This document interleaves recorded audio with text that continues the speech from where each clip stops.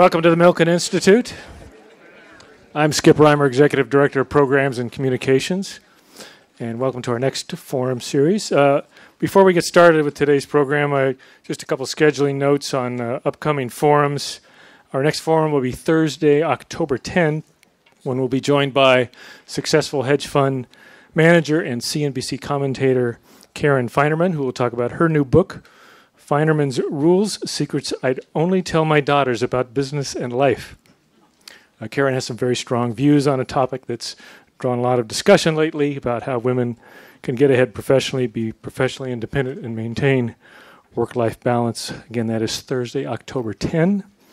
And on Tuesday, October 24th, we'll be joined by the founders of the storied design firm IDEO, brothers Tom and David Kelly, who are going to talk about themes from their new book, Creative Confidence. These are the guys who invented, among many, many other things, the original Apple mouse. That is Tuesday, October 24th. For more information on either one, just go to our website, milkeninstitute.org. One other programming note, as we do here at the Institute, after the formal program, we do open up to questions, and if you would like to ask a question, we do so now electronically. You could put those up on the screen. You can either text 310-751-0715, and we'll put this up periodically throughout the forum, or you can email us at forumquestions@milkeninstitute.org. And if for some reason you left your iPad in your car, we still have a microphone. We can do it the old-fashioned way if we need to. Now we have an extremely topical, important program tonight.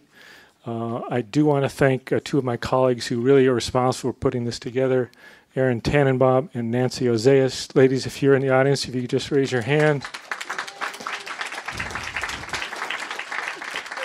If you want to ask more about our work in this area, please do so. Now, as you know, food insecurity and obesity are two serious problems in this country. And the Milken Institute has actually done a lot of work, especially in the area of obesity. Most recently, we finished a report called Waistlines of the World by senior economist Anu Chatterjee and Chief Research Officer Ross Duvall that found a connection between the increased use of technology and an increase in obesity in countries around the world. And if you'd like to know more about what we're doing in that area, I believe Ross and Anu are in the audience today. If you could raise your hands, please. Thank you. I'll be happy to answer any questions. So this is an area of major interest to the Institute, and it certainly is a passion of the panelists who've joined us here today. Today's discussion brings 6 pioneers who have prioritized food and fitness to address this problem. And they will talk about what they're doing to improve public health, advance social justice, and strengthen economic growth. Now, I will leave their introductions up to the moderator, but I'm happy to introduce her. Jane Wells is a correspondent for CNBC here in Los Angeles. She covers retail, agriculture, defense, real estate, and California's economy. She also writes a blog on cnbc.com called Funny Business, and she has received numerous industry awards for her work. She's a friend of the Institute. We're delighted to have her back. Please welcome Jane Wells. Thank you. Thank you, Skip. Only in America can we be both hungry and fat. So we're going to talk to people today who are experts in trying to be neither and move us somewhere into the middle where we are not hungry and we are healthy. By the way, did everybody get their kale crunch? I cover business, so obviously kale has reached a point where this is a viable business. Could we have sold this? Not 5 years ago. No, not 5 years ago. You wouldn't get kale crunch. Captain Crunch maybe, but not kale crunch. But kelp is the new kale. Kelp is the new kale? Mark my words. You heard it here first. All right, go long kelp. Yep. I'm going to briefly introduce, everybody, and then we're going to see something that the public hasn't seen much of yet. Laurie's going to introduce that. But first, down at the end, we have Michael Bakker, who is the director of Google's renowned global food services operation. He's going to talk about that and how a corporation like Google can care about food and health and nutrition, and whether something like that is expandable to other businesses beyond the Silicon Valley. Next to him is Laurie David, who, of course, is passionate about the environment and food and all kinds of projects, and is going to show a bit of a new documentary she's working on today. Robert Egger, next to me, is the founder and president of LA Kitchen, which opens early next year, and he's going to be training people. He's going to be trying to do an intergenerational approach and reaching people who don't have means to try and teach them to eat healthy after having done it very successfully in Washington, D.C. for many years.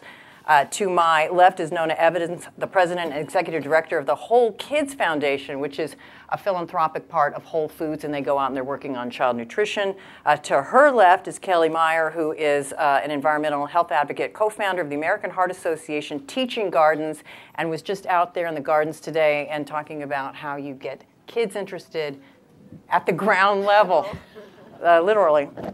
And then at the end is Larry Solar, who's president and CEO of the Partnership for a Healthier America, which is really sort of an organization that tries to bring in the private sector to say what the profit motive may be, how you can still be profitable and help people be healthier and eat better. But first, we're going to watch. We're going to set the table for what the discussion is here today with part of a clip from Fed Up. And Laurie, why don't you go ahead and introduce it? Well, this is, as you said, an early preview of a clip of a documentary film that I am producing with the newly engaged Katie Couric. And I think the film's aptly titled Fed Up, but it focuses on childhood obesity and food. So let's take a look. We know that genes aren't the whole story. The obesity epidemic has emerged much too quickly for this to be explained by genes. Our genes haven't changed in the last 30 years. Unfortunately, our environment has.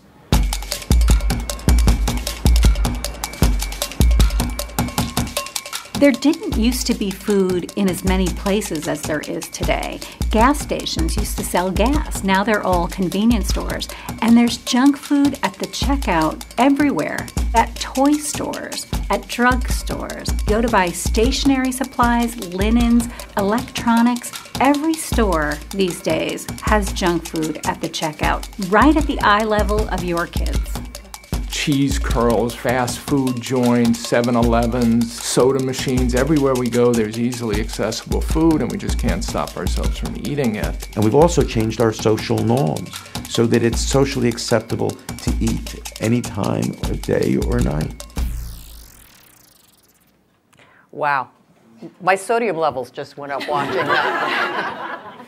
I want to start by having each of our panelists give sort of a 1-minute synopsis of what they want you to take away from here today, where they're coming from, their perspective, before we open up with some Q&A, or I start up with some questions. By the way, as this goes along, you'll see that texting number appear. When you think of a question, if somebody says something that you'd like to have followed up later, please go ahead and text it now so that they can start put that all together for us later when we get to that part.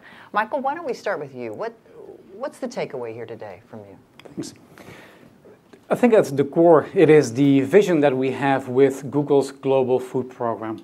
So Google provides great food for its employees around the world. But at the core vision of what we're trying to do is to inspire, enable the world to use food experiences and to make food choices to develop more sustainable lifestyles and communities. So it's a very broad vision for a program that is intentionally, originally inward-looking. But I think we have with a food program options to affect change in the world in 4 different ways. It starts with what we do for Googlers, those who work at Google. And on a daily basis, we feed around 50,000 people in our offices around the world. And as of today, we're in over 50 countries where we actually feed our Googlers. So with what we're offering in the way we do, we impact 50,000 individuals. The second group of individuals we impact are the companies that are inspired by what we do. As you know, our corporate headquarters are in Mountain View, and many of our colleagues in the industry have looked at what we do, and many have copied parts or all of our program. So what we do impacts what happens at our colleagues as well. The third area where we truly hope to make a difference is in our charity focus, childhood nutrition. It's really fascinating to think that in many cities around the world these days, you are dealing with both childhood obesity as well as childhood malnutrition. And we believe that with partnering with partners around the world, we can make an impact in that area as well. And last but not least, we believe that Google has a convening power. And we believe that we can work with a wide variety of partners, large and small, to really think through how we can use food experiences to allow people to be at the best, short as well as long term. All right, we'll get back later for some specifics on that, what's working and what your challenges have been. Laurie, what about you? Well, I would say that We have 1 in 3 children in America overweight or obese. And we are fast getting to 1 in 3 kids in America who will have diabetes. This is unacceptable. There's no child that is born in this country that wants to be obese, expects to eat food that makes them sick. And it's becoming a moral imperative that we face this, but we face it honestly. And so it's my hopes that this documentary film will help us all do that. Robert? I hate waste. And every day in America, we throw away almost 40% of the food we produce. Half of that is fruits and vegetables. So Los Angeles sits at the very bottom of an amazing funnel of the most precious food that's ever been produced in the history of the world. But at the same time, I'm more interested in human waste. And I really hate the fact that we undervalue and dispose of people. So I've tried to put the two together. How can you make sure food isn't thrown away, but use it in a way that empowers men and women who've been marginalized, whether they were homeless, addicts, people out of prison. But I'm also an amateur futurist, and I'm mesmerized by the future of aging in America. You know, there's a waiting list in half of American cities for Meals on Wheels today, and the oldest baby boomer, the oldest of 75 million baby boomers, is only 67. So what you can see coming is an extraordinary wave of people who will need some nutritional support, but will also, I think, interesting enough, be very, very aware of the nutritional content of what they eat, and will be very anxious for not only healthy meals, but vegetarian, even vegan. And what we want to do here at LA Kitchen is be ahead of that curve with really exciting, ethnically diverse, nutritionally dense snacks and meals, and do it in a way that employs lots and lots of men and women who would normally cost Californians a lot of money if they went back to prison. So you aim low. If you don't have a dream, how are you going to Yeah, have a dream there come you go. true? Okay. I'm really disappointed in your lack of ambition. That is amazing. Well, you did it for a long I've time. done it, yeah. You've I'm done bona fide. before. Nona, what about you? You know, I think that there are really 2 takeaways for me here today. You know, Whole Kids, while we have a mission to improve children's nutrition, you know, today it's really about how can we help shift the conversation. We've all talked until we're blue in the face about obesity, but there aren't enough of us talking about the simple solutions that we can all embrace that really can turn things around. So I hope that today is the beginning of a conversational shift. And then I think we're also really advocates among all of we adults that we have got to believe in our kids. Their capacity is tremendous. And in most cases, it's us that's getting in their way. Mm-hmm. So that's our point of view. Also, I want to talk to you later about how measuring successes, that it's not all doom and gloom, and we need to come up with ways to celebrate improvement when it happens. Absolutely. Kelly? Well, I just sitting here realized I am here today because of a report that was put out by the Milken Institute about 4 or 5 years ago. So I want to start by saying thank you, because if I hadn't read that and been so alarmed at the statistics, both, you know, what's happening to our children and the cost to our country, I wouldn't have started the Teaching Garden program. So thank you, and I'm very excited to have the minds of the people who understand the economy and economics and markets to put their brains to this, because I think it is the answer, or certainly one of the answers to the problem. And I also want to thank the American Heart Association, because they adopted my program, which started here in LA, and now we have hundreds of gardens across the country, and we're using those gardens to not only engage children and to learn about what whole and healthy food is all about, but to also take that data and aggregate it into changing policy and advocating for real change, you know, in legislation. And just here in California, I really want to thank the California Endowment, because there are certain groups that really support health and health of children, and they partnered with us here, and we're in many communities, healthy communities across the state of California, and I'm very heavily involved in LA communities. And I just left a garden this morning, and it's working. I'm not a scientist. I'm a cheerleader. I'm not even an expert gardener. But I'm telling you, the kids were running to get closer to the vegetables, dig in the dirt, build the boxes, taste what, I was giving them little pieces of parsley. So there is hope, and it is working, and I'm grateful to the people that have taken my dream on. And I have a dream of 1,000 gardens, because I think it's going to reach a critical mass of children and families touched. And so that's my, that's my big little dream. Very good. Larry? Well, I just want to start and say that it's taken us decades to get to the point that we're in obesity and the problems that we have. You heard a little bit about. Why I'm optimistic is that I don't think this conversation would have happened 5 or 10 years ago. And all of us, we have a packed room here because you're all interested in these issues. We're all passionate about these issues.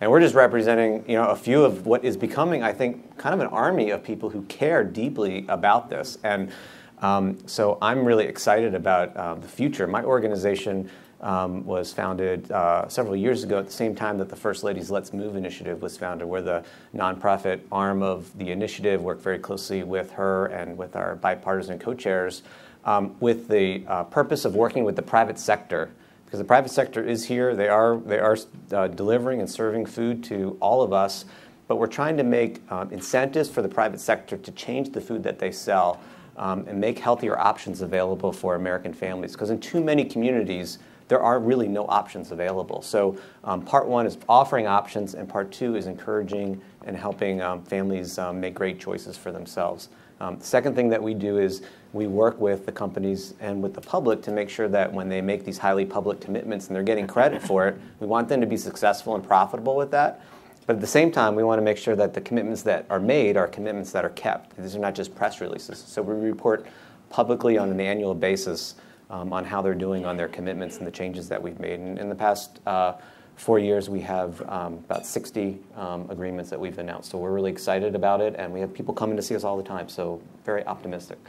My first question I really want to talk about is sort of the cultural mindset of the American consumer. We, most uniquely in the world, we are a fast-moving, hard-working, go, portable type of. That's how we are. We want it fast. We want our food now. We want it convenient. We want it cheap. We want to eat it in the car. We want to do the dollar menu, go through the drive-through, boom, boom, boom. That seems to be the antithesis of what we're talking about here, which is fresh food, prepared on the spot or close to it, less convenient perhaps, less portable perhaps, and and not cheap. So how do you begin to make the cultural shift? If you would have examples of making people want, but Americans don't like to slow down. How do you make that shift to start thinking more about your food, what's in it, how it's prepared, is it healthy, and are you willing to spend more for it at times? I mean, you talk about celebrity endorsements, so Laurie, let me start with you. Well, there's so many, there's scattershot. too big and too broad, but I would say that first of all, there are so many myths about food. Okay, there's a myth that it's hard to do, hard to cook. There's even a myth that it's more expensive to cook at home. I think that's a myth also. I don't think it's always more expensive to cook at home. I think sometimes it's more expensive to eat out. Sometimes, I mean, I think we're like kind of set in stone on a lot of attitudes about food, and we have to look at where those attitudes came from. So now we have to start talking about marketing. Okay, we have to talk about the concept that if you go way back 30 years, women didn't really want to get out of the kitchen so much as they were kind of marketed. You want to get out of the kitchen. Cooking is hard for you. You should be, drinking martini and watching TV. That's what you want to do. And that was marketing, and that was advertising. And we've been marketed and advertised to ever since. And all that money and all that brain power is being aimed at our kids. So how do you begin to change? How do you fight that? How do you co-opt that? Well, I think there's a lot of things we have to do. Number one, we have to pass some laws that you cannot market to children.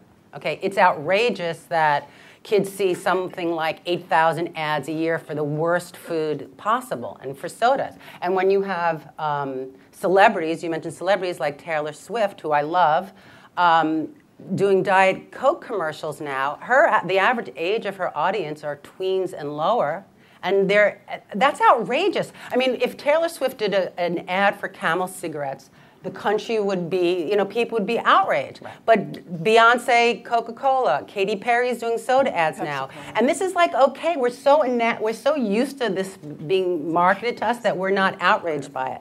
And I think there's a whole lot that has to be done about the environment that we're in, the culture that we're in, that's going to have to change too. Can I actually, the culture fascinates me because one of the historic bell marks of America was at the end of World War II, for the first time in the history of the world, an army came home and didn't go back to the farm. that had never ever happened. I mean, war broke out and the sons of the farm went off to fight and they went back to the farm.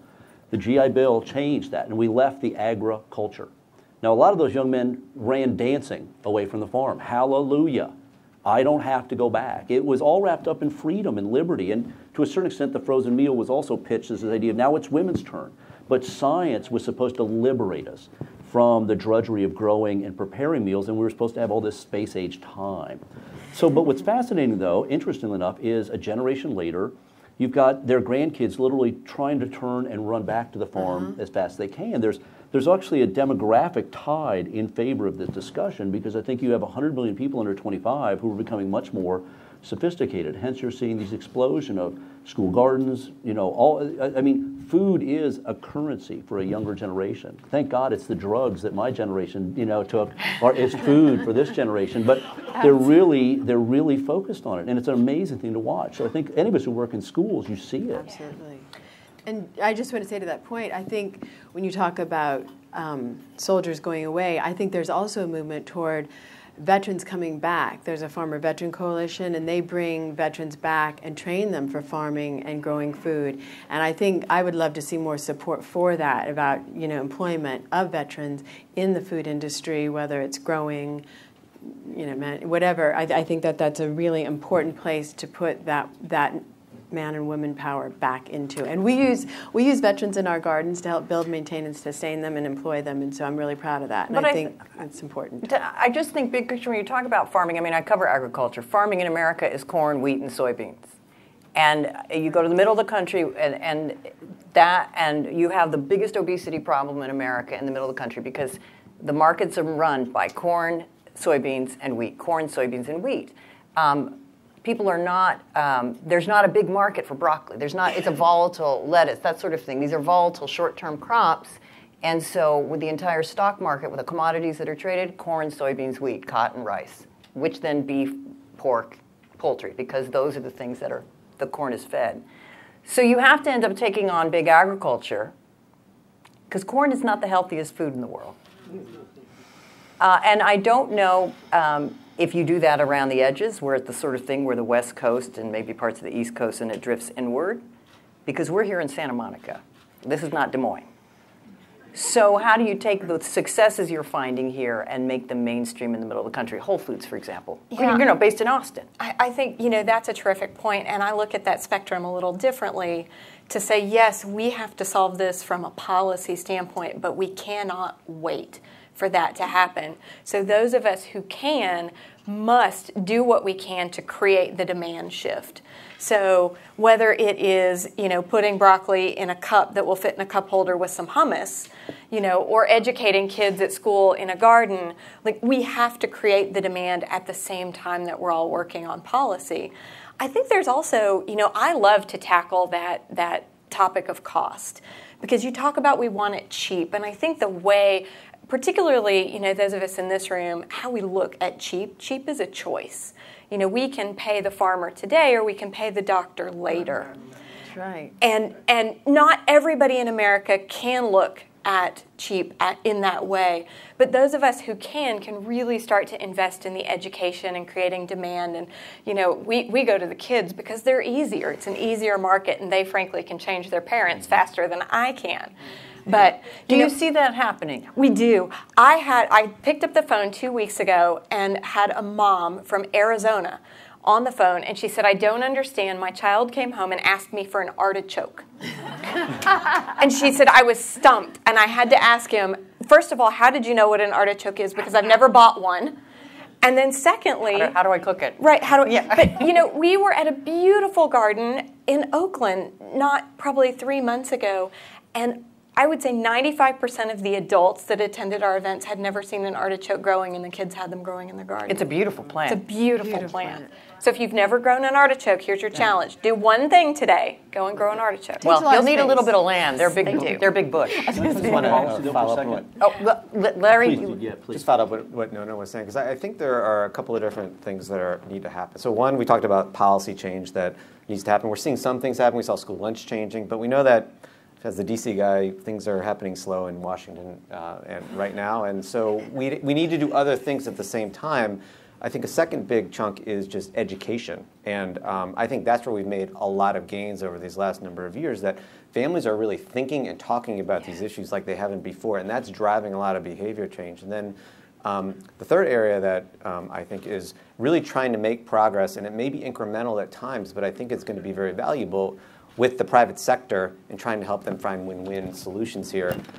Because if they're coming at it voluntarily, things are going to happen a lot faster than waiting for a policy change, waiting for the court battle to happen, waiting for the regulations to come out, and all those sorts of things. So I see a bunch of different things, and I know we're all working on different parts of it, and ultimately we got to sort of keep moving at everything. I want to give just a second, Robert. But can you give me an example, Larry, of a company that you've worked with who maybe was reluctant at first and did a cost-benefit analysis? Because in the end, companies are in business to make money. Yeah.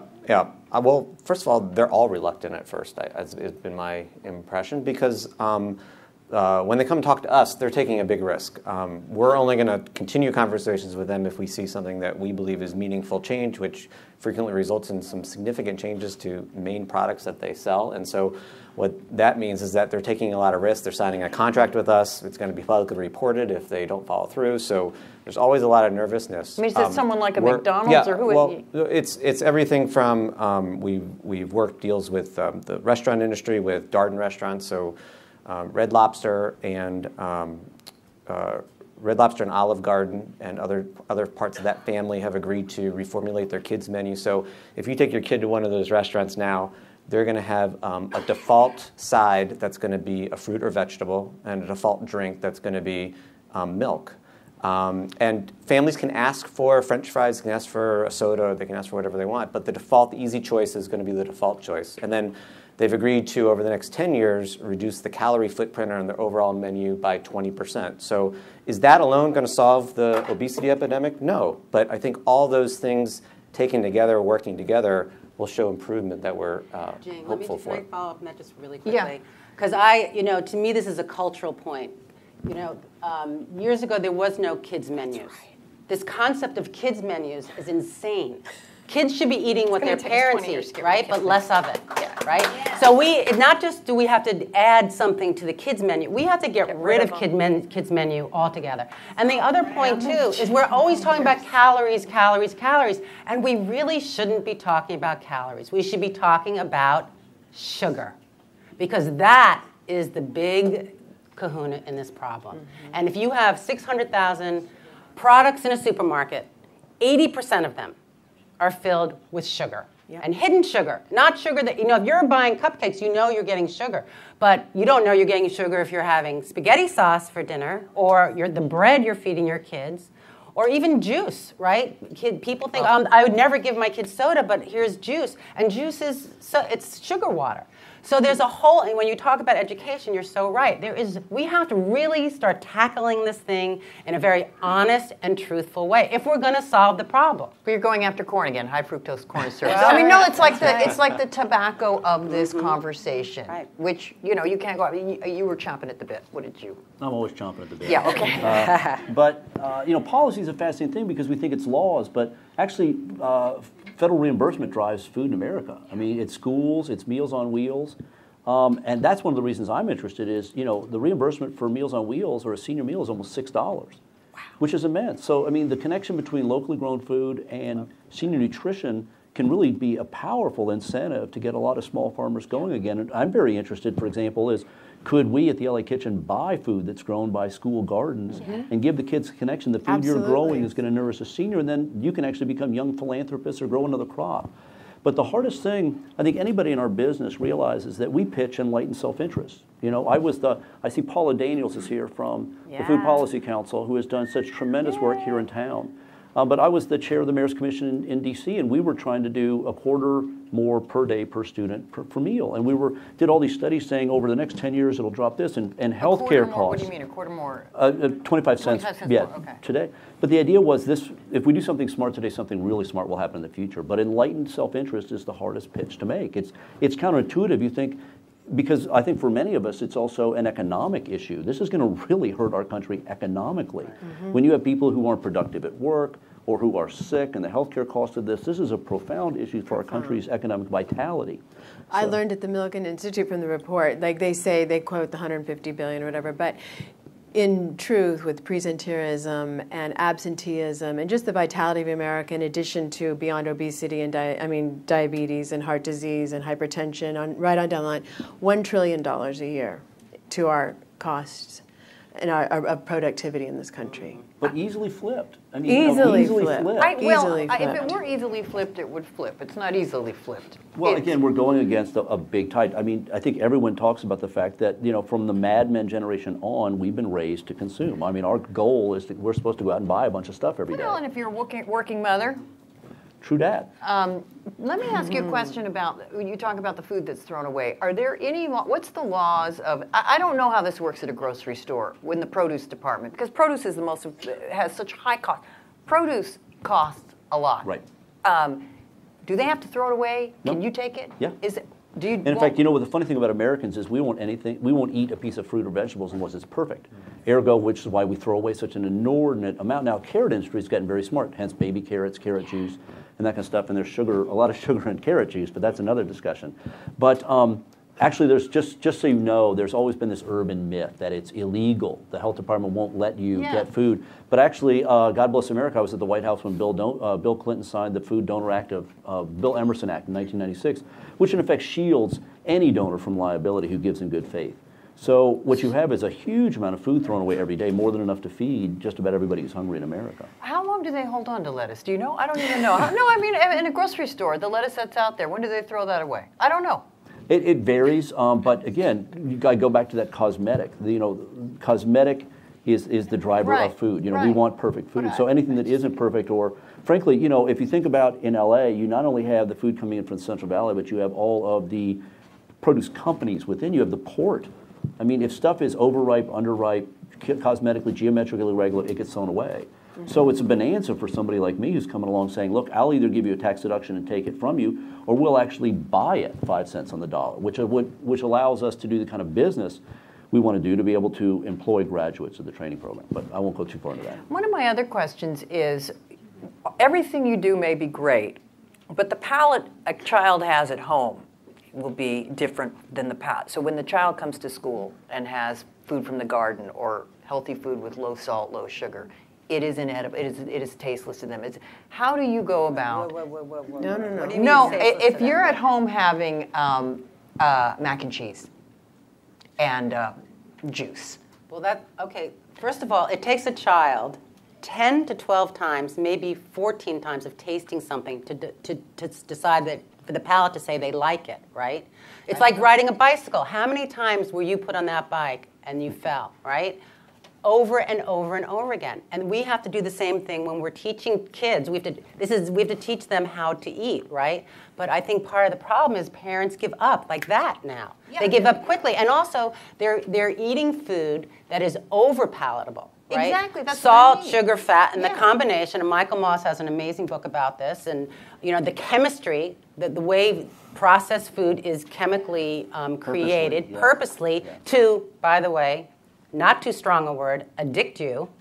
Okay? I mean, that's not too strong a word. That is what the food does. It's addictive. And they have all kinds of great tests now where they've used rats, and the rats have proven the food is addictive. They'd rather have that, the sugar, than cocaine.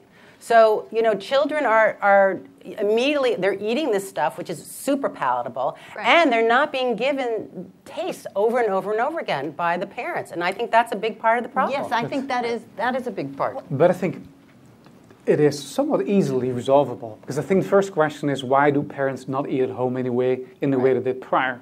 Right. And I think the younger generations just didn't grow up with parents cooking at home because they were working or they were defrosting the pizza. Right. So I think one way of getting us back into the good mode is actually teaching children as well as parents food literacy and cooking skills. Mm-hmm, so I think that is one core focus area. Yeah. The second one is to think through the time. Time is probably the most precious resource these days for our society. So how can, for example, technology help individuals with that? And I think over the years to come, technology will help us significantly more than it does today with helping with your shopping list, with creating your meals, and doing everything that we don't even think of as of today. I think that's the second element we need to address. And the third one is really to think through product availability. So there are parts, and we are in a very blessed state, as I would say, over here in California, where we have such great food available to part of those of us who live in California. And I think as a society, we have to think through of how can we make the right food, great produce, great fruit, the right meat available to those who have less to spend on food. But if you think about how can we get families to cook again, cooking skills, food literacy, what does a tomato actually look like and where does it come from? Think about how we can help individuals with the time issue. And then what can we do as a society with product availability? Those are three elements that I think are relatively easy to rally around. And in addition to that, I would add the family dinner. Absolutely. And getting back to the importance of sitting down and eating with your kids. And we've lost that priority. The schools have usurped that priority because schools now program practice. I mean, in the old days, you'd come home from school, you'd get on a school bus, you'd be home at 5:30 for dinner. Now kids have practice from 5:30 to 8. Then they're coming home. Then they're eating something. Then they're doing homework. So the importance of how we're eating and where we're eating it is a huge part of this as well. One thing I want to just jump in and say is we also need to be cognizant of kind of the two Americas that we have here. In some cases, we have the America in Santa Monica, and then not too far away, and the East Coast too, but not too far away from here. I did a tour with the California Endowment. We drove around for about 3 hours, and I saw 2 grocery stores, and I saw hundreds of fast food restaurants, and if we're expecting people to buy their vegetables at the liquor store, it's not going to happen. And I mean, one of the things that we've been doing is trying to work with grocery chains to commit publicly to build grocery stores in communities. We have 25 million Americans with low access to a grocery store, and so we got to get at some of those problems as well. But even that alone isn't going to solve the problem because you need to come in with education and incentives and affordability to help make that happen. But I think there's different levels of this problem that it's important to kind of understand that affect different parts of the communities that we live in. Yeah, I just think, as I've said, I go to McDonald's all over the country, and in the middle of the country, McDonald's is selling salads, but nobody's buying them. You can't blame McDonald's. Well, look, we got salads, but we're here to make money, and people want French fries. But I think we're missing, I mean, you said it earlier, who is the entity that is doing the work to tell America that eating a salad every day is good for them, or that it can really have a positive impact.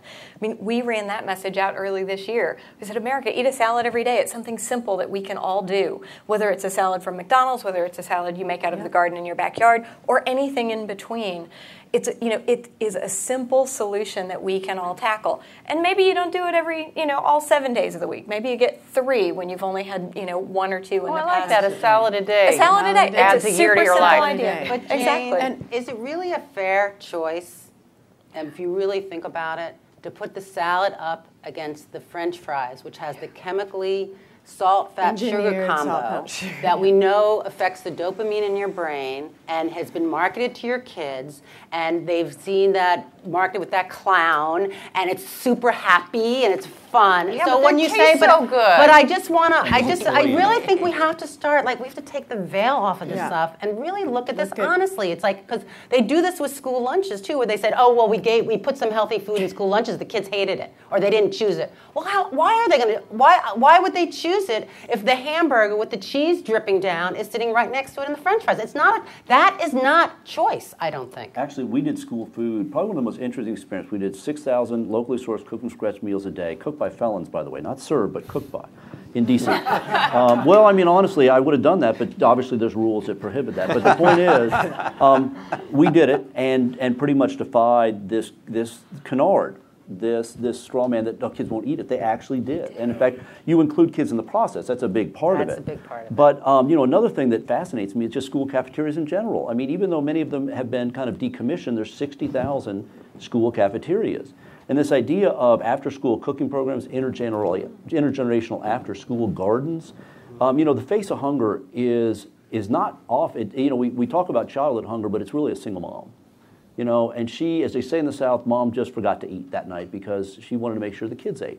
And that's the reality of it. So, and that mother's, that epic issue of time that was brought up. So the Girl Scout cookie model of imagine after-school cooking programs, it's frankly is also teaching social enterprise, but meals to go. of food that was grown by the kids, cooked by the kids, and it's like a Girl Scout cookies. Mom, mom, mom. You know, we're Except buying. for that it's not like the Girl Scout cookies. But you get my point. It's the same idea of kids selling meals they made Absolutely. as an alternative to the pantry model. We're still feeding poor people in this system that was developed in the 1960s for able-bodied, unemployed people who could take a box of odds and ends and go home. No, That's not, absolutely. that's not. You've talked about we need to come up with a new type of food, a new kind of food, preserved it differently. Expand what you mean by that idea, why you're saying that. Well, I'm just, you know, from my business, it's not just getting produce, it's stabilizing it. So the idea of the LA Kitchen is to take tractor-trailer loads of stuff, but to freeze it, to refrigerate it, or to serve it immediately. And the spectrum of things we can do, whether it's juicing, pureeing, just cubing. We were talking about sweet potatoes in the green room and how many of us came here from sweet potatoes. But I'm very interested in shelf-stable products. Like right now, we talked earlier about the liquor store. You know, the corner store conversion is if we can just get some bananas in there, hallelujah, and that's a great start. But 3 days later, when those bananas have brown spots, nobody's going to buy them. So something that really interests me is can you create ethnically exciting, nutritionally dense, shelf-stable products that in effect get fruits and vegetables into corner stores, but don't put the obligation on the owner to move it really quick. Robert, one of the things that we've been interested in is frozen fruits and vegetables. So we talk a lot about fresh fruits and vegetables, but frozen fruits and vegetables last a long time. And we worked with Bird's Eye Vegetables, and they did a market to kids campaign. Their vegetables. They used the iCarly show. They had some characters from the show as their spokespeople. I see some people nodding their heads, may have seen it, heard about it. It had slicks in the grocery stores. It turned out to be very successful. They saw a large uptick in sales in the quarter that followed that promotion. And so it was great. They're selling more vegetables after marketing it to kids and moms, basically. Yeah. And we do that with the American Heart Association. We try not only just to leave behind in real gardens and that green billboard on the school grounds in places where there is no green to be seen and no vegetables, etc. But we also really work hard at making it culturally interesting. We planted gardens at the Lorax premiere, Taylor Swift, Zac Efron, all those people came to the garden, and that was exciting. We were just at the Power of Youth Summit with Variety Magazine. We had Quibonzane, who did was nominated for an Academy Award for her Beasts of the Southern Wild. She tweeted, everybody came, saw our gardens, helped plant, took pictures, tweeted out on social media to their fans. We also have the Despicable Me characters, which is a hugely popular children's animated film. You got to go east with this. You got to spread it out. You got to fan out. But we brought those characters to the schools, and so then the kids were like, "Oh, the Minions with the vegetables. Maybe I do like vegetables. I love the Minions. I see on the movie. Mom, I want an artichoke." Yeah, and you really do need to engage the kids. And we've had Amanda, iCarly in our gardens, and we have celebrities come all the time, sports figures, and come and be a part of our gardens, especially when we're doing a promotional one. So we can use that to help build the cultural excitement around gardens, because it is, you have to retrain their palate, and it's not a fair fight, Laurie, you're right. It's a very unfair fight.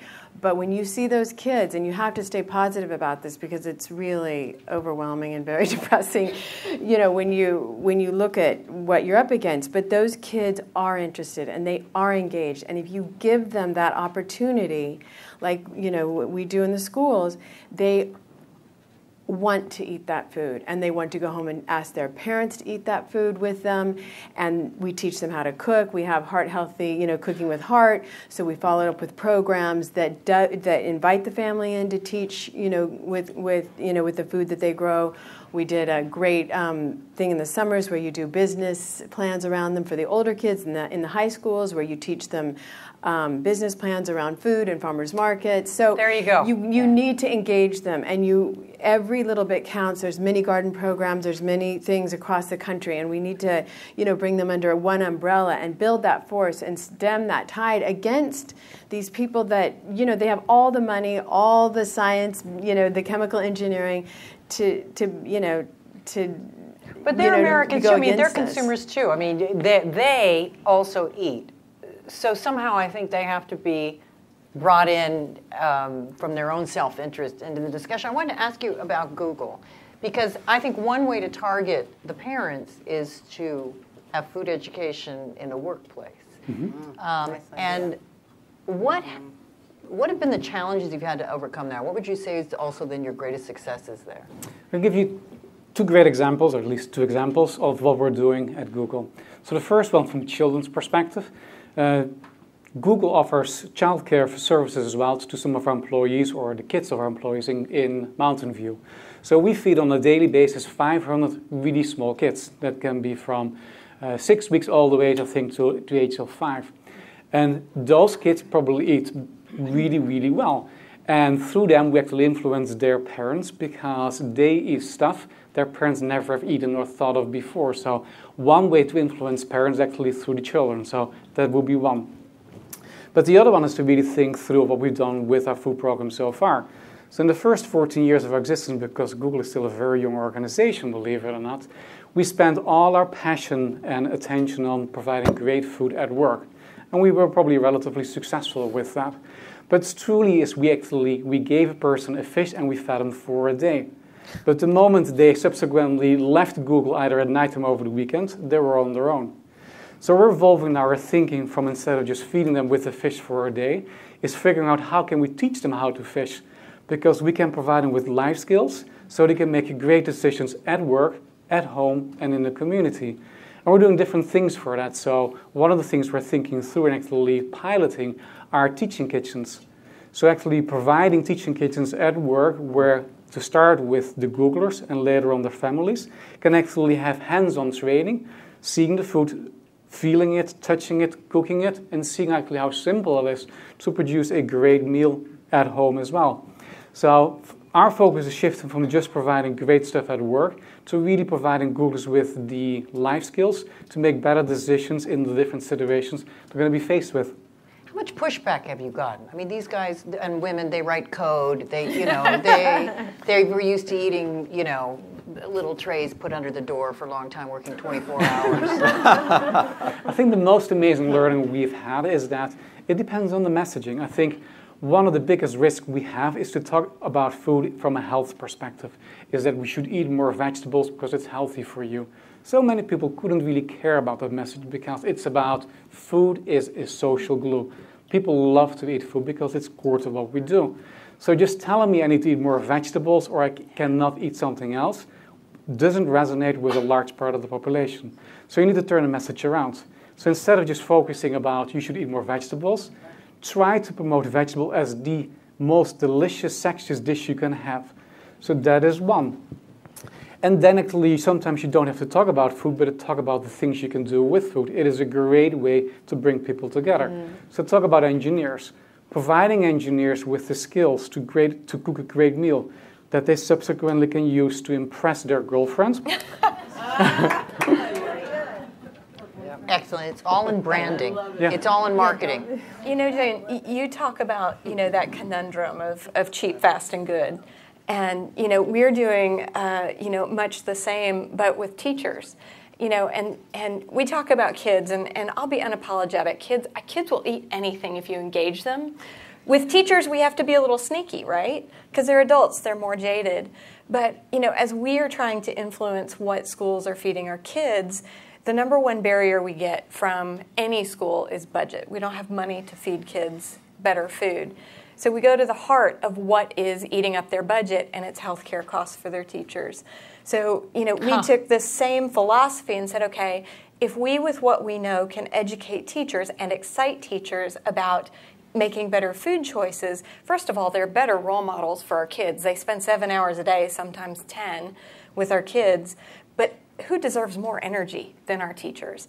But we have to deliver that message because they're tired, they don't have any money, and they'll do it if you make it easy for them. Well, how do you excite them then? How do you excite them? So we're doing it the same way Google is. We're disguising this, this cooking session. Teachers never get to be the guest. So we invite them to a really fun cooking class and teach them how to solve the desperation eating that they do out of their desk drawer at school when they get home and they're starving when they get in their car, with 5 or 6 simple recipes and cooking techniques. Not just here's what to do, here's how to do it. And it's all done under 5 minutes and $5. So it's, you know, sometimes I for want to adults, sign up for one of those. Done, come. But, you know, for the adults, we have to be a little creative and sneaky. For the kids, you just deliver it to them straight because they figure it out. We're going to take questions just a minute, but I want to ask your thoughts on one thing. We have had no problem demonizing smokers. We run PSAs where the woman is talking through the hole in her esophagus. We tax cigarettes unbelievably. But to go after people over obesity is a bit of a dicier thing. Do you want to have the 800-pound guy who can't get out of his house doing a PSA saying, you know, I wish I ate more spinach? I mean, obviously I'm oversimplifying. You know what I'm saying? Do we want to tax? Mayor Bloomberg failed in his attempt to limit the size of sodas. Do we want to tax snacks so much? Do we want to make sugar the new tobacco and scare people in a way about it? Well, the first thing is I think we already are prejudiced against people who are overweight. I think there's a horrible stigma attached with being overweight. So Which makes this dicey? Yeah. So I mean, but the point is, I think you're on the right track. But I mean, I just hate to, like I said, make anybody feel bad about sometimes choices they don't even cognizantly make. But the smoking thing is to make you feel bad about smoking because she's talking out of her. But it's an assumption that personal responsibility is the cause of was this a problem, and secondhand I would smoke. argue that it's not. Yeah. I just came from a garden this morning, and there were many obese children, and I look at them, and my heart breaks for them, because they are in a, you know, if they don't change that by the time they're adolescents, that is a life sentence. 80% of those children that are obese or overweight now will be so for the rest of their life, and we, as adults, as all of us together in this, have put them in that prison. You know, and that is theirs to bear, and it's emotionally and psychologically, needless to say, physically, irreprehensible. But for the adults, I mean, you see where I'm coming from. Yeah. Well, but we have to put arms around them and love them. Not, you know, we have to change that. That's our job. We all have a hand in this. And so when you say, are we prejudiced against fat people? We created that problem, with the exception of, you know, the 1% or 10% or whatever of a genetic situation. That is our problem, and that is our cross to bear, and that's what we all need to embrace. I put some of that on individual responsibility. I mean, I don't think you can say that that's our fault. Or as a child has no choice what they're eating. How about obese adult. 6-month-olds? Right. But these kids become, there's an epidemic of obese children, of newborns. But they become obese adults. Right. No, I agree. So you have to back up and really decide really look at who the demons, where the demons lay. I know you on social responsibility and personal responsibility, that without a doubt. But a child does not have a choice about what they're eating most often. Right. But I know in any economic situation. You're against the scare tactic. You know, I am, and I think you know, the situations that we're comparing here are different. You know, scaring someone and saying don't smoke, like that is one simple action. We can't scare someone into not eating. Like that's not a viable solution.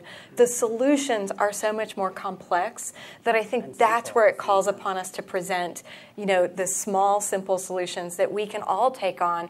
And, you know, I think the power of inclusion and positivity is so much greater. I have a 10-year-old who is a beanpole. His eating habits today are just as important as a kid who's overweight. Absolutely. You know, so how do we speak about these challenges in a way that includes absolutely everyone? Right. Because we can all stand to make better choices. Yeah, I mean, you know, man, for years, you know, people in this country think if you're hungry, it's your fault. If you're in prison, you deserve it. And if you're fat, it's because it's your fault. I mean, we tend to harbor stereotypes, and it's safe. We want to hold on tight. So a lot of us, our job is to meet people where they're at and help people over this divide. You know, but I do want to make one pitch, though, because we've talked a lot about kids, and I'm obviously interested in seniors, but I think intergenerational is the future. You know, that was the whole construct of the agriculture, is you ate as a family. How does that move you forward if it's intergenerational? How does that? Well, I mean, again, it's there's an economic aspect, like after school. I mean, I'll be honest with you, I know this is deeper than we want to go, but it's an economic essential in America that as many older people as possible stay at home as long as possible and stay productive. So after school mentoring is a massive opportunity. Great idea. So the idea of intergenerational garden, creating snacks for intergenerational mentoring, so both the child and the older person each get a snack, each then have the ability to teach and learn, each leave happy and come back. And it's the grandparent that knows these things, because when you plant a garden, you say, have you ever done this before? No, my grandma has a garden, my grandpa, but never their parents. It's always it's one generation beyond, and it's one generation beyond, like the Latino community, when they come, they usually were worked on the land, and now one generation away from not having any connection to the land. So it's interesting, it's backwards and forwards. Like if you ask them the schools, my grandparents did it, but then when you ask their children, they don't even know anything about the land, so it's... I think it's incredibly exciting, too, for such a complex issue that some of the solutions are so simple. And they really are. And it's like every expert you talk to, every doctor I've interviewed, everyone of it, they all come up with the same thing. And they say, you have to start cooking. If you don't cook the food yourself, you don't know what you're eating. And that's a fact. And half of all our meals are out now. So here's a simple solution. And by the way, it's fun. I put about the social light aspect. a candle in your kitchen and turn on some music and invite your family in at cook whatever. It's not like we're like this is something some horrible thing that we're going to be forced to do. This is something great. And by the way, sitting down with your loved ones, whoever your family is, this is that's the joy of life. That's what every day. That's the gift every day is giving us. That we get to sit down and have dinner with people we care about and connect. But somebody needs to get that message out there. That's what we're working on. This is also another reason I'm very interested in aging in America, because frankly, seniors vote. They're the most reliable voters in America. And you want to change food policy, say to 70 million baby boomers, here's what you're going to eat based on current policies, here's what you could eat. And I think that's going to that could potentially be a very, very powerful tactic politically. We're going to take questions. Our first one is, oh my gosh, wow. All right, we've been talking so much. This is great. First question, how do you talk to girls about food, their bodies, etc., without creating bad behavior or maybe bad feelings? Or how do you talk to girls? Boy, man, I raised one. I was one. I am one. Food and females. I just say, healthy bodies come in all beautiful sizes and shapes, and that it's important to eat healthy, regardless of your size or shape. And from a white dude talking, that's a pretty, I'm frightened that I just took the first jump at that. I raised two teenage daughters. One I just sent to college, and she's calling every day, asking me like what she does. She's cooking food in her kitchen. Yep, and honestly, it's like it's like a moment of kvel. If anybody's Jewish, kveling. Like I get these texts from her about what to do, and I'm kveling from them. I can't believe it. So it's just it's also if you're eating well, eating healthfully and enjoying it, your kids are going to learn that. And it's meal after meal after meal after meal. All right, next question. Does regulation factor into a solution? Now, I'm always hesitant about that, maybe because I come from the business network, but regulations often have unintended consequences, and we do have a free society and capitalism. Should on every label it says daily intake or daily what your daily dose should be, and there's no daily dose of sugar. So you'd like that? Shouldn't that be regulated? Yeah, they have sodium, but not sugar. They have sodium, but not sugar. Gee, that's interesting. One of the hardest discussions coming from D.C. is the fact that companies have helped elect people who are there to protect them from regulation. So there's been a lot of effort to talk about regulation that might make economic, scientific, social sense. But it's not like corn. Do we need corn and everything? USDA commodities, how do we spend the farm bill is probably the biggest Gordian knot in all of Washington. I mean, very few people can even remotely talk to you about what's in there. But the point is, it is about law. I don't know how many of you all saw Jamie Oliver's episode when he came here to LA, if I'm not mistaken, or maybe it was the first episode, but he ended up at USDA, saying in effect, all the things we've talked about, this is where it begins. And this is a big deal, is that we need to elect people who come into office really excited about a new culture around food. And shouldn't we be regulating ads to children? Can't we just do that? I mean, really, shouldn't we be doing that? Is there a parent that would say you should be able to advertise to a 5-year-old? Is there anyone that thinks so? All right, so there's one. I think the other ones to really keep in mind is that regulation will help, but it starts with personal responsibility, what you mentioned to start with. At the end of the day, we all can go home tonight and we can choose what we're going to eat tonight with or without our family. You don't need Washington or Sacramento for that. You make that choice. And I think too many times we rely on somebody else to do something that we can actually start with ourselves. Back to personal responsibility. And again, yes, and I think the parents, forget advertising to the kids, advertising to the parents, you know, quick, easy meal. School food, I tell you, man, school cafeterias, I'm still just mesmerized by this opportunity. We teach, for example, we force every kid. The reason I did so poorly in school was because I can't learn analytically. I was forced to read math out of a book. I'm a manipulative learner. So the idea of cafeterias being a place where you can teach math and science and history and get service at the same time, I mean, it's all there. But we force kids to learn out of a book. And I think if we opened up the cafeteria and said, let's learn about food and math at the same time, yes, science. I think that would do a wonderful way to bring more kids who can't learn analytically into the fold and expose people to food at the same time. There's absolute proof. I see it all the time. Kids that are left behind in the classroom, you get them in that three-dimensional classroom of a garden or a kitchen, and they shine and come alive. Yeah, I gave up in school just because I couldn't learn that way. No doubt about it. I've seen that happen over and over again. Larry, with the threat of regulation, it's always been a good incentive to get companies to do it to stay ahead of the regulation. What's the thing that they fear? I know in the middle of in the Corn Belt and others, GMO is huge. It has boosted yields. It helped keep yields up during last year's drought. And the fear among the big seed guys is that we'll have to label foods as GMOs, and so they're busy trying to stay in front of that. So they want to avoid that. They want to avoid regulation, so they're trying to be more transparent or allegedly. They want to avoid telling us what's in our food. Yes, exactly. Because they're afraid that if Whole Foods, say for example, or if Safeway, say for example, had beef that was fed GMO corn, the cattle provider is going to have to put that on there. Right. The cattle provider will stop buying that GMO corn. The corn farmer. Well, the consumer should have the choice of knowing if it's GMO or not.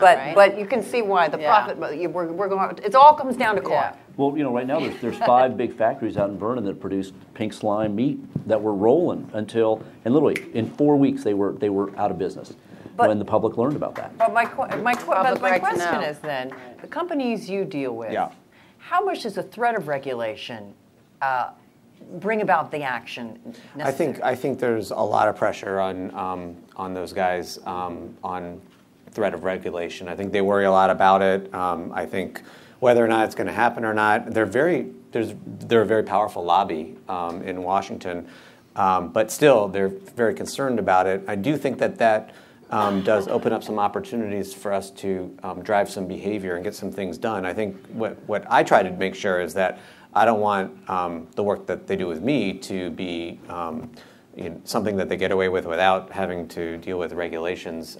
So I don't want to be the place where they go.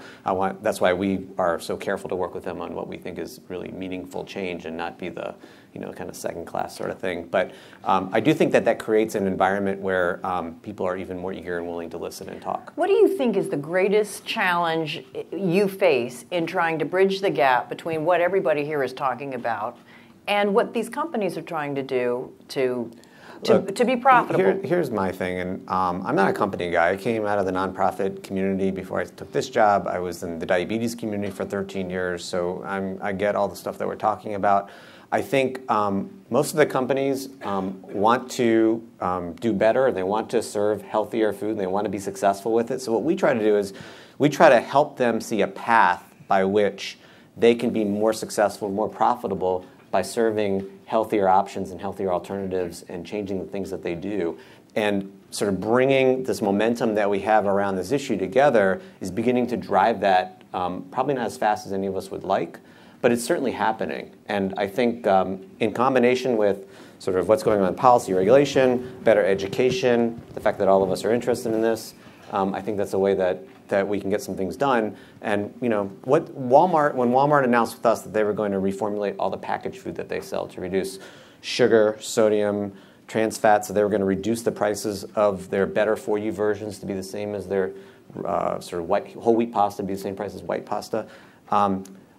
They wouldn't have done that if they didn't think it was going to be profitable, if they could get out in front of what they saw was coming. And so we're seeing more and more of that. And yet Walmart would like to get in more underserved communities, but people fight them on it. They say it's going to run the mom and pops out of business, but the mom and pops have less healthy food sometimes than what Walmart's putting out now. I mean, that's the sort of, I'm just throwing that out there for you. They can provide it for, less expensively, in that volume, there's no doubt, so. I would just point out there are some trends that fascinate. I mean, we were talking earlier about if any of us in the food business 5 years ago were at a party and somebody came up and said, kale, or Greek yogurt, or quinoa. I mean, it's fascinating. In just a couple of years, there is clearly an emerging, growing market for foods that are better for you. And I think that smart companies are sensing that. They're trying to squeeze as much profit out of this as they can, but they're clearly aware of this growing interest. I think it's only going to grow as more Americans get older and become much more aware of the connection between what they eat and their vitality in their later years. And also, you've got a younger generation. One of the funniest things to watch in America is the health departments trying to keep up with a younger generation that are, in effect, doing pirate food.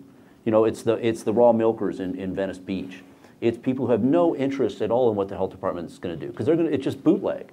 And there's 100 million people under 25 in America who, there's no work. So they're growing food, they're making food, and they're not bothering with licenses or permits. And it's fascinating to watch because health departments are freaking out. They don't know they can barely even handle food trucks, let alone all this other stuff. But what you're seeing, you're just seeing a generation being raised without work, but making their own work. And it's this food economy that's driving. So, I mean, while it's the worst, it's the worst of times, it's the best of times. Well, I would say so. Pirate food makes healthy food sound cool. Yeah, totally. Yeah. Well, they're having food raves in San Francisco. Well, why isn't that on food TV? I'm telling you, every time I turn on food TV, I see somebody who looks like they're going to fall over from a heart attack right now. Because food TV isn't revolutionary. But that's what people want to watch. Yeah. Well, people watch. It's watching. They're watching. I want to get to this next question, though. I'm not sure I understand. I think I understand. How can we get maybe they mean the supermarkets. Yeah, how do you push product? To coupon fruits and veggies instead of all the packaged junk. In other words, well, I don't know. They do it with bananas. You go to Trader Joe's. Was your question? That's my question, and I really want to talk about that because I have a TV show that's going to do everything. Here comes a microphone. But just a quick question then. Carly. Good. Oh yeah, Carly. Great. So, Miranda. My star. And I was looking at. Hold on, the microphone's coming. If you. Yeah. No soapbox, just a nice focused question. Hi, I'm Carol Crutchman, and I produce a show called Cooking It Up with Carly that's launching on Everloop in October. Nice. And she blogs for she's a teaching garden thought leader, and she's great. She's 12. So I was sitting in a place with my husband at a doctor's office, and they had this thing on television called Extreme Couponing. And I was stuck there because he was in an emergency, and I had to sit there for an hour. It was the only thing that was on the television. And I saw people going into these supermarkets and buying $800 and $900 worth of food and having stacks of coupons and getting it out for nothing. Every single thing on that belt was sugar, packaged foods, stuff that you saw, that Laurie's doing. That's what's couponed. Why can't we get the food growing associations to have... Or the supermarkets. Not the supermarkets. Well, they're the ones who decide the... No, but I think it has to come from the associations who grow food, and the growers have to have like a universal coupon. So if you're a single mom or you're on welfare and you've got food stamps and you have to buy your food, right now you have only choice is to get crap that's discounted, that's coupon. But if we started couponing artichokes and asparagus and all of that, then they would have a choice. Well, the problem with that, I'll say from a business perspective, is those are short-term volatile products. Produce is a high turnover volatile, and you don't... But even Walmart, they'll talk to the farmers, and when they get fruit that's a little bit more ripe than less, they say they're working with them now to say, hey, instead of throwing that out, give us that fruit that's already ripe, and we will sell it at a discount. Or they'll even talk to the farmers and say, hey, give us your second yield so we can sell it at the, that tastes better. And that they are, definitely Do we working on need that. to start convincing Americans that the fruit doesn't have to be perfect to eat That's it? a big step. Yes. That's a huge Because I'm like looking at everything. I'm like, no. That's when you should eat it. That's because the bugs went there, and the bugs go to the No, sugar. but I mean, again, it talks to the mindset. The food has to be perfect. It has to be cheap and all There are that a group sort of of people thing. here in California who doing that on the show. She goes through the supermarkets and picks up the food on the TV and says to the kids, you have the permission to look at this, and this is a cilantro, and this is organic, and Right. this is the difference. And it's okay that it isn't perfect because it's grown naturally. Right. She's talking directly to All right, so somebody's trying to get the message out there. Larry, you were going to say something. pass. It's okay. All right, I'm just going to get this one in. Ma'am, I know you're waiting patiently. Please ask Larry to speak about some possibilities what the White House First Lady could do more of or differently to achieve change in this area before they leave office. And maybe they'll have more time to do it now than it looks like maybe we're not going to go into Syria. That wasn't on there. That was me. Let me check my email and I'll let you know. Because it seems to me the First Lady's doing an awful lot. It's a great question. I mean, she has been fabulous. I think what she has accomplished, if it was just helping Americans sort of talk about this and think differently about it, if that were all, I think we'd be really pleased, but it's so much more than that has come. And I think we're now looking at these next 3.5 years and trying to take full advantage of the relationship that she has with the American people and the popularity that she has to try to get as much as we can get done. So there are a number of areas that we're looking at. One area that you're going to hear more about later this week, after tonight, I'll be heading out to Watertown, Wisconsin, to do an event with First Lady, and I'll leave it up to your imagination to hear what we're gonna talk about. But there's going to be a very exciting initiative that's going to be announced on Thursday that I think everyone in this room would be really excited about. That's going to be working with the private sector to talk about water. And those are the types of things that I think you'll begin to see more of over these next couple of years. And I think I think we can get a lot done if we have a positive message and we can bring more people to the table. And so to the extent we can try to get different folks who don't always work together at the table supporting something positive, that is something that I want to try to do in the next couple of years. And also something that won't get attacked, because oftentimes when you talk about the regulation, if you say drink water, or like the American Heart Association is starting a 5 to 7 fruits and vegetable campaign. If it's simple, you can put it on a Post-it note and you don't get piled on by everybody. That's a really elegant, effective way to talk to people. And then hopefully the bad things will start to fall away if you push the simple good things. You know, one interesting sidebar, again, back to the Food Policy Council. The day before the primary here in Los Angeles, every single candidate responded to a questionnaire about food policy if elected. And in New York City, first time ever there was a mayor's candidates debate specifically on food policy. What you're going to see more and more at the local level is these kind of questions rising up, and that candidates are going to have policies about food in their towns to get elected. And I think that's going to be a tremendous boost. I'm going to read this question, and then this woman here has been waiting so patiently, so I'd like her to have the last question. But this one on here, what is the relationship between poverty and obesity or starvation, and how do we get more healthy, affordable food in the low-income areas? I'll just say it again. Everybody hates Walmart. Walmart is healthier and affordable, wants to get into low-income areas. And you know, what's rarely brought up is mental health and obesity, because depression, it's rarely discussed. But for a lot of people, really, the idea is, I'm poor, and I'm upset, and I just want a pint of ice cream, you know. And I just think we completely ignore mental health in America to begin with, but we will not discuss the connection between depression and obesity. Wow. And just so you know, in Bethesda, Maryland, the richest suburb in Maryland has the highest obesity rate in the region in D.C. because it's poor, rich and poor. Everyone in America is making bad food choices. So, you know, I don't want to make it sound as if it's just a rich-poor thing. Even though, obviously, there's areas where there's much more access, people are still making bad decisions. Ma'am, if the microphone, she's coming down with the microphone right here. This will be our last question. One subject you haven't brought up. I'm from Rancho La Puerta, and I've been... Oh my gosh, let's give you a yay. This is and it's a wonderful panel, and I've enjoyed it very much. But the one thing we teach, and that has been very effective for the last 70 years, and none of you have brought up, is children are really smart. And when we teach them what the body needs to grow, I mean, then they do get the message that they need fruits and vegetables, and they will ask their parents. We have to, in the schools, teach the children what the body's like, teach them some anatomy to understand what the stomach needs, what the lungs need, how much water, what it does. There's nothing taught. The children are just given rather than educated. So I'm for educating. And one little thing, we have now food trucks all over. We used to have greengrocer trucks when I was a child going up and down the streets. And people used to bring it. And if we could encourage the people who sell foods and have days that, and in Mexico they have a mercado ambulante, which is just trucks. And they go to different districts every day. So Monday they're there, Tuesday they're there, Wednesday. There's so many answers. We have to look at the people. Well, I think on that we will end. I want to say thanks to all of you for the good questions. We couldn't get to all of them. Thanks for coming, and the video will be on the Institute site tomorrow. Thanks.